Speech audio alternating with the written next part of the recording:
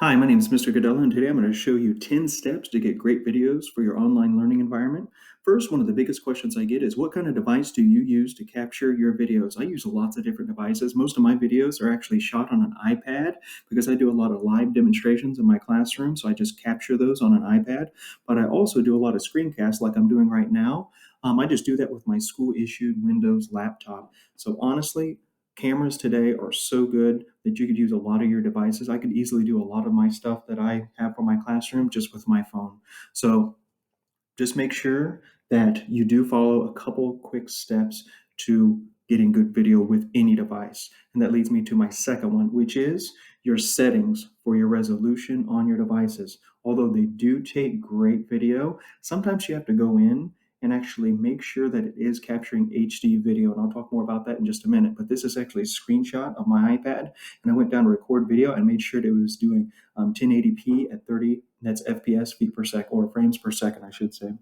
So why do you want to do HD video? A lot of people say, well, maybe my students don't have the best Wi-Fi connection. So does HD video really make sense? Yes, because when we post it onto YouTube, YouTube will automatically adjust the resolution of that video to match the viewer's Wi-Fi speed. So let's say, for example, you shoot HD video, kid watches it, they don't have the greatest Wi-Fi, YouTube will automatically adjust that resolution down to help them watch that video.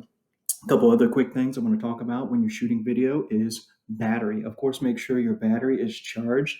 It's an annoying thing to be shooting a video and all of a sudden you get like this little 5% battery warning on your device. The other thing, very similarly, is your storage. I shoot a lot of videos. I take a lot of photographs in my classroom, so I'm always struggling with this. So, just trying to make sure I have enough space. I've actually shot videos, thought I did a good job, checked the video, and what should have been a 4-minute video was only 30 seconds because the device ran out of storage. So make sure you have enough storage. Let's move on.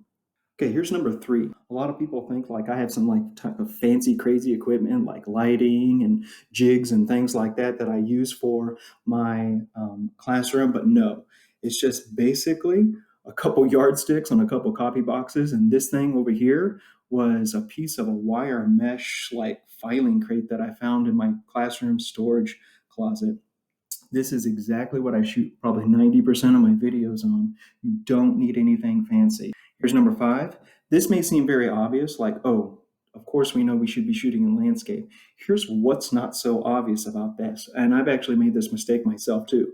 I'll have my device, like my phone or iPad usually, on auto rotate, and I'll be shooting video. Well, I have to go back and like check the video or adjust something like the focus or whatever. And I lay that iPad down or tablet down or whatever, and it auto rotated it to portrait. Then I go ahead and do my whole video. And then when I check the video, it was accidentally shot in portrait mode instead of landscape. So watch that. Let's move on to number 5. Okay, now this one may seem like super obvious.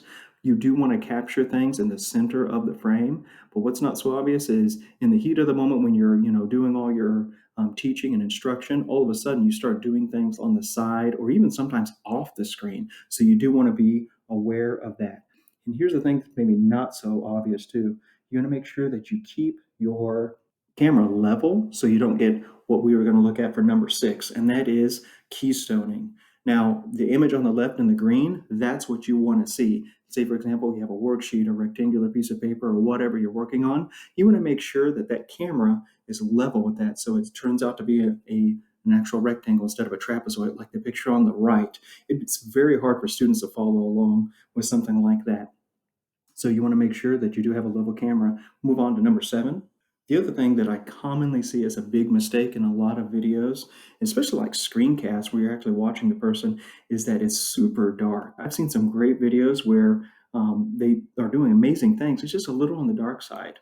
So we want to make sure that you turn on the lights, or one of the best light sources is just pulling back those curtains and let that natural light shine in.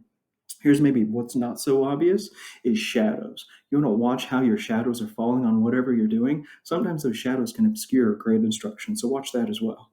Let's move on to number 8. Now, here's something that I sometimes struggle with too. It's making sure that I speak slowly and enunciate my words so people can clearly understand me. Where cameras on devices are really high quality nowadays, Many times microphones struggle to meet that same level of quality. So you want to make sure that you're clearly speaking into that device to get the best audio. Here's another thing that may not be so obvious, and I've actually had this happen many times. And that's I'm making what I think is going to be a good video. It's going to be like 4 or 5 minutes long or whatever. And at the end of that video, all of a sudden, someone comes knocking right at the door, right in the middle of the shot, or your like phone goes off or whatever. So you want to make sure you want to limit those distractions. Obviously, mute your phone, mute your computer too. I've done like screencasts where all of a sudden like notifications are popping up and you hear that little ding sound. You're going to make sure you definitely mute that. You also want to be aware of things like, fridges kicking on or a fan in the background or pets or something like that. So make sure you limit those audio distractions as well. We'll move on to number 9. Now, screencasting. What I'm doing right now is actually screencasting on the first one you see listed there, and that's screenapp.io, Screencast-O-Matic, Screencastify. These are all free resources you could use. Just a couple quick tips. You want to make sure that when you're screencasting, you shut off all the other programs and tabs and stuff like that so it can capture good quality video. Also, you want to be aware that you want to like shut off and close out of any other like maybe confidential information. Say, for example, just a tab open for a student's IEP or 504. You want to make sure of course, you close out of that. And any download notifications or anything like that at the bottom of the screen, you want to make sure you actually exit out of those too. And you can also get rid of your bookmark bar if you're using Chrome by just simply pressing Control-Shift-B, that is the letter B as in boy, just to give you a little bit more screen real estate to be able to capture your screencast and to make it a little bit more of a cleaner presentation too. The last one I'll share with you is number 10, when we're going to be uploading to YouTube or even just posting it as a file link or whatever. You captured in HD like we mentioned earlier. Now you want to upload. Make sure you upload in HD as well. Here's another thing that may not be so obvious is you want to tag that, especially like if you're going to be posting on YouTube, as an educational video. The other thing too is you want to make sure that as you're uploading and putting these on other, like say for example, other devices or whatever, so you can edit them, whatever you're going to do with it, make sure you're starting off naming and organizing it correctly. Maybe you're going to be shooting like 3 videos for a series. Okay, you want to make sure you label it 1, 2, 3 or ABC or whatever, just so it's easier to edit those and splice them together.